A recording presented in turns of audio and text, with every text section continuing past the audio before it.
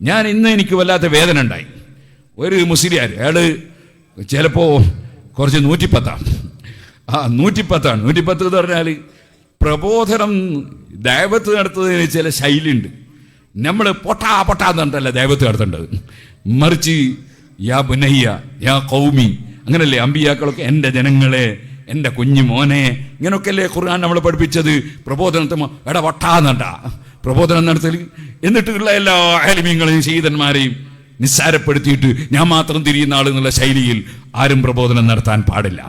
ഇരിക്കട്ടെ, അദ്ദേഹത്തിൻ്റെ ഒരു ക്ലിപ്പ് ഇന്ന് എനിക്ക് ഈ ഫോണിലുണ്ട്. അയാൾ പറയുന്നത് 10 കൊല്ലം കഴിഞ്ഞാൽ സുന്നികൾ മുഴുവനും പെണ്ണുങ്ങളെ പള്ളിയിൽ കൊണ്ടുപോകും, എഴുതി വെച്ചോളൂ, അത് നടന്നിട്ടില്ലെങ്കിൽ എൻ്റെ കാത് മുറിച്ചോളൂ.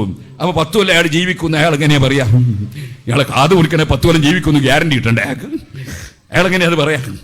ഇതേപോലെ 10 കൊല്ലം കൊണ്ട് സുന്നികൾ പള്ളിയിലേക്ക് പെണ്ണുങ്ങളെ കൊണ്ടുപോകുന്ന അയാൾ എങ്ങനെയാ പറയാ? ഇവിടെ ഈ മുജാഹിദ് പ്രസ്ഥാനം വന്നിട്ട് എത്ര കൊല്ലമായി പെണ്ണുങ്ങളെ പള്ളി കൊണ്ടുപോകാൻ വേണ്ടി ശ്രമിക്കുന്നു. ബുദ്ധിയും ഇവരുള്ള ഒരൊറ്റ പെണ്ണിന്ന് വരെ പോയിട്ടുണ്ടോ?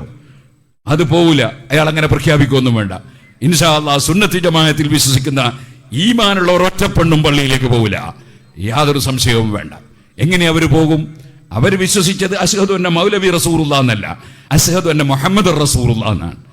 അല്ലാഹ് പറഞ്ഞേച്ചാൽ മുഹമ്മദ് നബി സല്ലല്ലാഹു അലൈഹി വസല്ലം. ആ മുഹമ്മദ് നബിയാണ് പറഞ്ഞു ഉബയൂതുഹുന്ന ഖൈറുൽ ലഹുന്ന, സ്ത്രീകൾക്ക് നിസ്കരിക്കാൻ അവരെ വീടാണ് ഖൈർ.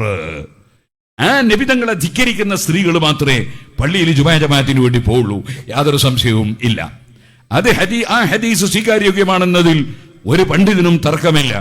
എല്ലാ മുജാഹിദും ജമാഅത്ത് ഇസ്ലാമിയും തബ്ലീഗും ഒക്കെ ഒരുപോലെ ബഹുമാനിക്കുന്ന പണ്ഡിതനാണ് അവർ ശൈഖുൽ ഇസ്ലാം എന്ന് എപ്പോഴും പറയുന്ന ഇബ്നു തൈമിയ്യ.